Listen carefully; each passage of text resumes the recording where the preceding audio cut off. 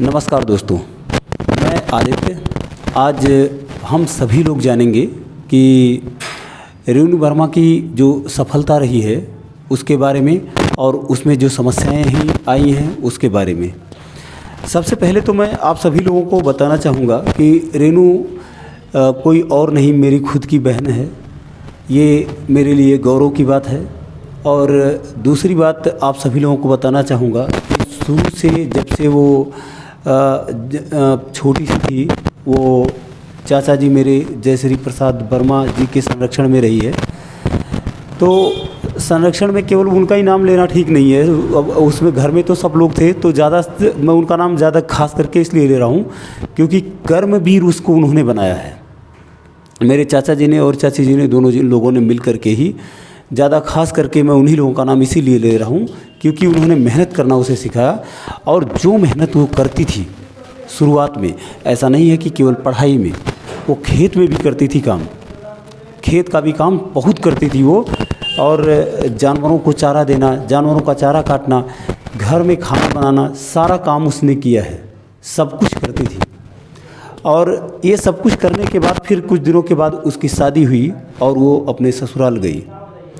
ससुराल जाने के बाद हम लोग, पहले जब शादी कोई भी करता है अपनी बेटी की, अपनी बहन की, तो वहाँ पर थोड़ा सा एक दिक्कत रहती है कि कई सारे लोगों को ये समस्या रहती है, पता नहीं घर में जाने के बाद क्या हो, कैसा मिले, क्या दिक्कतें हों, क्या समानताएं हों, क्या विशेषताएं हों, क्या विषमताएं हों।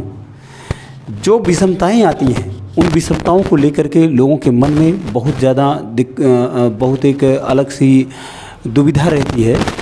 और वो दुविधाएं हमारे मन में भी थीं, हमें एक बात को समझना है कि वो शादी के बाद एक अच्छा परिवार मिलना बड़ा मुश्किल होता है। जैसा कि अभी हम हाल ही में आप सभी लोगों ने एक केस देखा होगा कि एक लड़की एसडीएम हुई और उसने अपने पति को ही छोड़ दिया एसडीएम होने के बाद। ये खबर मैंने यूट्यूब के ज़रिए और कई सारे लोगों के मुंह से सुना, यूट्यूब पर भी मैंने देखा। पता नहीं कितना सही है, क्या गड़बड़ है उसमें, मुझे मालूम नहीं है बहुत ज़्यादा। लेकिन उसका जो परिणाम निकला, वो परिणाम हैरान करने वाला था। वो परिणाम ये था कि कई सारे लोग अपनी बेटी को, जो अपनी बीबी को जो पढ़ा रहे थे, वो लोग पढ़ाई छोड़वा करके उसको घर लेकर के चले गए। ये बैल बुद्धि है। इस पे क्या कहूँ मैं शिक्षक हूँ, मुझे कोई वो गलत वर्ड इस्तेमाल नहीं करना चाहिए। इसके बाद भी मैं ऐसे आदमी को बैली कहूँगा, अनपढ़ कहूँगा, गंवार कहूँगा, असभ्य कहूँगा।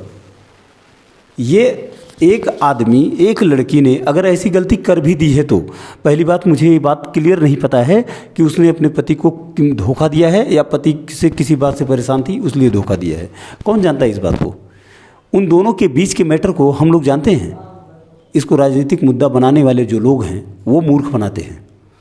हमें उसमें नहीं पड़ना है। हमें इस बात का ध्यान रखना है कि ऐसे माहौल में भी उसके ससुराल वालों ने, उसके ससुर जी ने, पिताजी अगर आप देख रहे हैं, मेरे लिए तो परम पूज्य हैं आप, आपको सादर नमन है मेरी तरफ से। उसके देवरों ने, दो देवर हैं, उन्होंने और उसके पति सुनील ने जिस तरह से संभाला, जिस तरह से मौका दिया, जिस तरह से विश्वास किया और जिस तरह से उसको पढ़ने के लिए फैजाबाद भेजा और उसने यहाँ आ कर के पढ़ाई की। उसने अभी हाल ही में फ़ोन करके मुझसे बोला कि भैया जो है मैं आपसे पढ़ती थी, मुझे आपसे पढ़ने का बहुत बड़ा फ़ायदा मिला। वो ठीक है, वो बात ठीक है। मैं जो श्रेय वो मुझे देना चाह रही है, मुझे श्रेय निश्चित रूप से जाता है, इसमें कोई दो राय नहीं है। कोई मैं झूठी बकवास नहीं करना चाहता कि श्रेय जाता नहीं है या श्रेय जाता है, थोड़ा श्रेय जाता है। मैं टीचर हूँ, पढ़ा रहा हूँ, यहाँ पे कोचिंग पढ़ा रहा हूँ, कई सारे लोग सेलेक्ट हुए हैं, बहुत सारे लोग सेलेक्ट हुए, तो सबके मामले में कुछ श्रेय गुरु को जाता है। और गुरु को कबीर दास ने बोला है, जो कि गुरु गोविंद दो खड़े काके लागों पाए बलिहारी गुरु, आपने गोविंद दियो बताया। उसमें उन्होंने कहा है कि गोविंद से पहले गुरु है ना, भगवान से पहले गुरु है, तो गुरु का आदर करना चाहिए। और उसने आदर किया, तो मैं तो भाई भी था और गुरु भी हो गया। ये सौभाग्य है उसके लिए, और मेरे लिए ये सौभाग्य है कि वो इतनी अच्छी मेहनत कर पाई। उसके घर वालों ने जो सपोर्ट किया और जो उसने यहाँ पर आने के बाद मेहनत की, दोस्तों उसने कभी टाइम नहीं देखा कि किस टाइम पर पढ़ना है और कब पढ़ना है। खाने पीने तक का उसे ध्यान नहीं रहता था। उसने पढ़ाई में जितनी क्षमता थी पूरी की पूरी क्षमता लगाई। एक बात और मैं कोट करना चाहूँगा, वो थोड़ा स्नोफीलिया टाइप की बीमारी से थोड़ा ग्रसित रहती थी। मतलब उसे अक्सर ये जुकाम उकाम रहता था, तो उससे बड़ा परेशान रहती थी वो। लेकिन ये चीज़ें साथ साथ चलने के बाद उसका कोई इलाज भी सही से हो नहीं पाया। काफ़ी इलाज करवाने की कोशिश की उन लोगों ने, लेकिन जो है वो इलाज भी बहुत सफल इलाज नहीं रहा। तो लेकिन उसके बावजूद भी, इन सभी विषमताओं के बाद भी उसने खूब मेहनत की और उस मेहनत का रिजल्ट आया है। अब पीजीटी क्वालिफाई कर ली, बिहार शिक्षक में पीजीटी क्वालिफाई करके जितने भी लोग गए हैं उन सभी लोगों की मेहनत की कदर करना हमारे लिए बहुत ज़रूरी है। कुछ लोग ऐसे भी मिलते हैं इसी समाज में जो कहते हैं कि हमारी बेटी ने तो कुछ किया ही नहीं। अरे भैया तुम बैल हो। ऐसे पापाओं को मैं बेटियों का दुश्मन मानता हूँ। ऐसे माँ बाप को बेटियों के दुश्मन हैं जो अपनी बेटियों से काम नहीं करवाते। बेटों से भी काम करवाएं, बेटियों से भी काम करवाएं, उन्हें काम करना सिखाएं। क्योंकि बिना काम किए खाने को मिलता है क्या यार?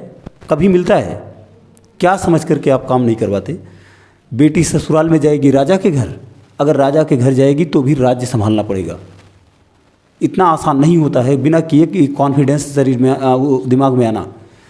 एक कॉन्फिडेंस चाहिए, वो कॉन्फिडेंस करने से ही आता है। जो बाप अपने बेटियों से काम नहीं करवा रहा है वो अपनी बेटी के लिए धोखेबाज है, वो बाप नहीं है, गद्दार है।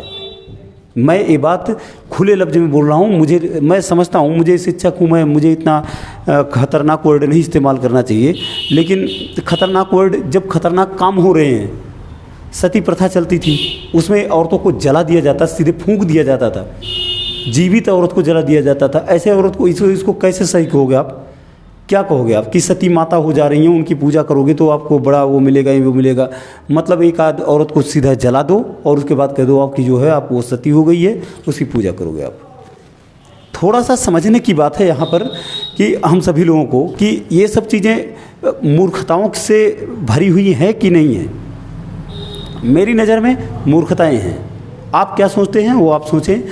मैं एक बात आप सभी लोगों को बताना चाहूँगा कि समस्याएं उसके भी ज़िंदगी में बहुत थी।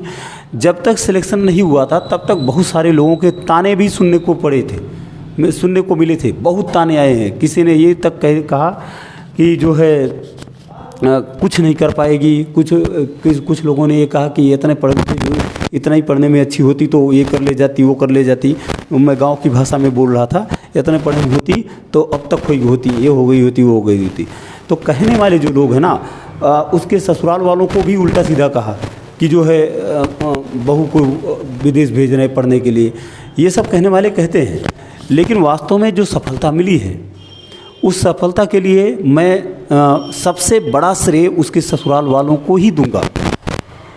मेरे जीजा जी सुशील और उसके घर वालों को, सभी लोगों को श्रेय दूंगा। और उसने मेहनत को, काफ़ी मेहनत की, काफ़ी विषमताओं के बाद, और उसके बाद उसका सिलेक्शन हुआ पीजीटी में और आज वो जॉब कर रही हैं। इसी के साथ मैं अपनी बात को रोकना चाहूँगा। धन्यवाद दोस्तों।